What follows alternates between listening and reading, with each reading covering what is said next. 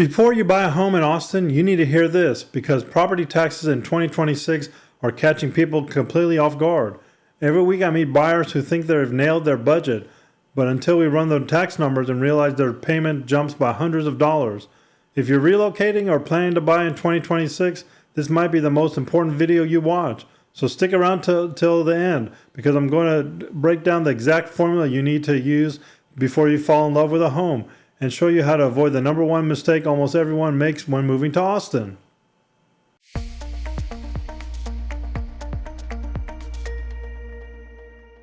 Let us take a slow and clear walk through how property taxes actually work in Austin and throughout Central Texas, because this is one of the biggest areas of confusion for buyers. If you are planning a move in the next year, this will help you avoid the surprises that catch so many people off guard. In Texas, property taxes serve a much bigger role than in many other states. Since we do not have a state income tax, local property taxes are what fund schools, roads, public safety services, and city and county operations. Because of that, our effective property tax rates often appear higher than what people might be used to. And as we move into the year 2026, there are a few updates and trends you should be aware of.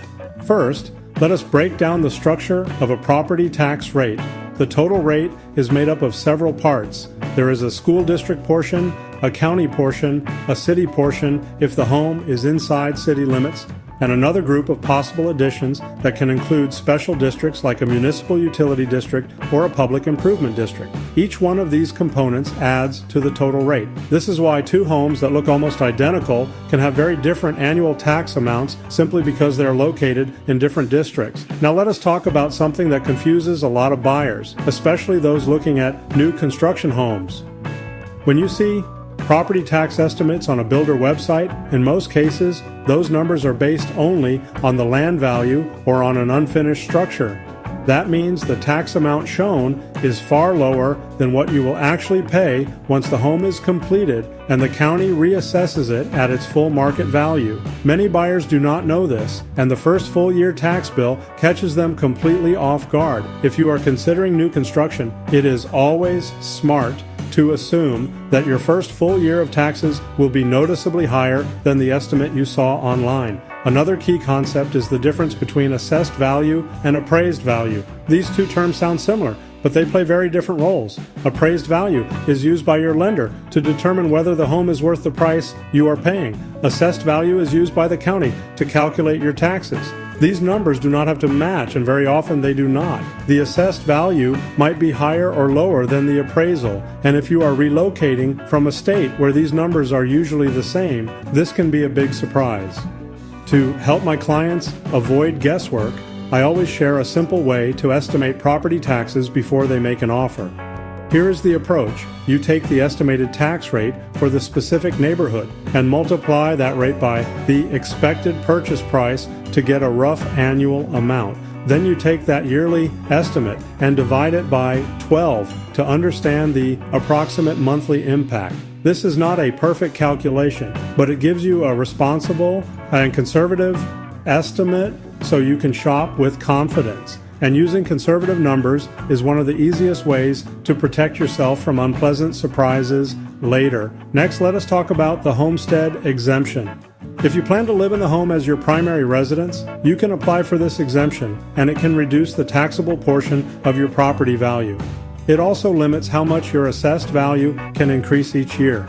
This is a big benefit, especially in areas where values have risen quickly. However, if you buy a brand new home that has never been lived in, you usually cannot apply for the homestead exemption until the following year. That means your first tax bill may be higher than you expect. Many buyers do not learn this until after closing, so it is important to understand it up front. Now let us take a moment to talk about municipal utility districts, often called MUDs, and public improvement districts, which are usually called PIs. A MUD is a special district created to fund water, sewer, and infrastructure in growing communities. These districts often have higher tax rates than nearby areas, which means the monthly payment on a home in a MUD can be noticeably different from a home outside of one. A PID is another type of special assessment district. Some PIDs charge an annual amount as part of your property taxes, while others collect a larger lump sum payment when you purchase the home. Whether you are buying new construction or a resale property, it is important to know whether the home is in a MUD or PID because it directly affects your long-term costs. As we head into the year 2026, we are starting to see a mix of tax rate adjustments across Central Texas. Some areas may see slight reductions because of statewide reform measures, while others may experience increases as counties reassess home values. Even if the overall rate goes down, your bill can still go up if the assessed value of your home rises. This is especially common in fast-growing suburbs like Cedar Park, Leander, Hutto, Georgetown, and parts of North Austin where demand continues to increase. If you are relocating from states like California, New York, Illinois, or Washington, there is another difference you should be aware of. Many states base property taxes on the purchase price and cap how much the assessed value can rise each year. Texas does not follow that model. Here, the county can reassess your home every year, and those changes directly impact your tax bill. This is one reason why online affordability calculators can be misleading for out-of-state buyers. When you add taxes and insurance, the real monthly payment becomes very different from what most people expect. One final point that many homeowners do not realize is the ability to protest your assessed value.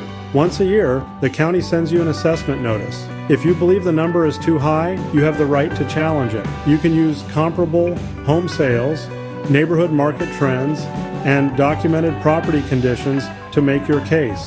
Some homeowners hire protest companies, while others handle it themselves. Either way, protesting your taxes can reduce your bill, and it is something every homeowner should at least look into. Understanding how property taxes work is one of the smartest things you can do when planning a move to Austin or when evaluating different neighborhoods. A home with a higher purchase price but a lower tax rate might end up being more affordable than a cheaper home with a higher rate. When you know how the system works and how to run your own estimates, you can make decisions that fit both your lifestyle and your budget. And if you ever need help checking the tax rate for a specific home or running an estimate before you schedule a tour, I am more than happy to help with that. Alright, so now you understand how property taxes really work here in Austin. Buying a home is one of the biggest financial decisions you'll ever make, and my goal is to help you move through the process with clarity, confidence, and zero surprises. And if you're new to my channel, here's something you should know about me. A few years ago, I was over 85 pounds heavier, and honestly not in a great place. I made a promise to myself and to my family that I would show up differently, work harder, and become the best version of myself. That discipline, that fight, that commitment is the exact same energy I bring with helping every buyer, seller, and family I work with. So when you reach out to me, you're getting someone who generally cares about your goals and will go out to the extra mile to make sure you get it right. And if you're planning a move in the next few months or sometime in 2026, and you want someone in your corner who knows Austin, who understands the tax differences, and who can help you compare neighborhoods, builders, and price points, call, text, or email me anytime. My direct phone number and email are both in the description below, so you can reach out to me in whichever way is easiest for you. If you want to take the next step today, grab my ultimate relocation guide. It's linked right down below in the video. It covers everything you need to know about Austin and the surrounding suburbs, schools, tax rates, commute times, new construction tips, buyer mistakes, and a full checklist to help you plan your move the right way. It's totally free, and people tell me all the time it's the most helpful guide they found for moving to Central Texas. And if you found this video helpful, take 2 seconds to hit that like button. It really does help the channel grow and allows me to keep making more videos to help families just like yours. And comment below and let me know what part of Austin area you're thinking about moving to, or what topics you want me to cover next. I read every comment and I create videos based on what you ask for. And of course, if you want more deep dives, more neighborhood guides, more market updates, and more honest breakdown just like this one, make sure you subscribe so you'll never miss an episode. And thank you again for hanging out with me today. And remember to stay humble, stay hungry, and I'll see you in the next episode. Bye for now.